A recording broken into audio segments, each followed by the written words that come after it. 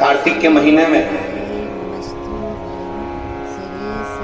एक बेलपत्र, 3 शमी पत्र, बहुत ध्यान दीजिएगा। कार्तिक के महीने में एक बेलपत्र, 3 शमी पत्र।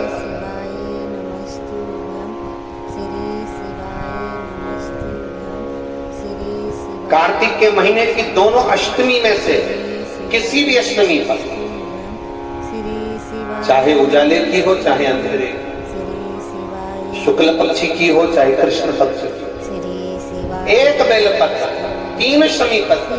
आप कभी दिल से, कभी मौका मिले हृदय से, दामोदर मास में, कार्तिक मास में अशोक सुंदरी वाली जगह का स्पर्श कर भगवान शंकर के शिवलिंग पर एक बार समर्पित कर देखना और दूसरे वर्ष इंतजार करना कि तुमने कार्तिक महीने में अष्टमी के दिन बाबा को शमी पत्र बेलपत्र दिया था, क्या बाबा ने तेरे घर में धन और वैभव दिया कि नहीं दिया? जो स्थिति में गाड़ी चल रही थी वो स्थिति की गाड़ी तेरी पार हुई कि ना?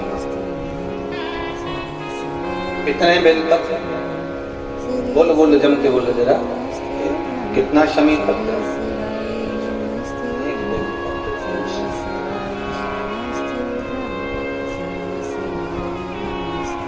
स्मरण में लाई।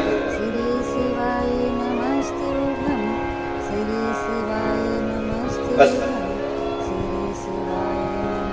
ये जो कार्तिक महीने में, दामोदर मास में आप एक बेलपत्र, 3 शमी पत्र अष्टमी के दिन, चाहे शुक्ल पक्ष की हो चाहे कृष्ण पक्ष की हो, दोनों अष्टमी में से किसी भी अष्टमी को जब आप समर्पित करते तो चंपेश्वर महादेव का नाम लेकर, कौन से महादेव? जम के बोलो जरा, सबकी आवाज आना चाहिए। चंपेश्वर महादेव, केवल चंपेश्वर महादेव का नाम लेकर आप अशोक सुंदरी का स्पर्श कराकर शंकर भगवान के शिवलिंग पर समर्पित करें। अशोक सुंदरी तो मालूम है ना सबको? जैसे ये शिवलिंग, ये जलाधारी, ये बीच में से जो तो लाइन गई गणेश, कार्तिकेय, और बीच में एक लाइन जाती है मोटी सी शिवलिंग के सम्मुख में, उसको अशोक सुंदरी का स्थान कहा।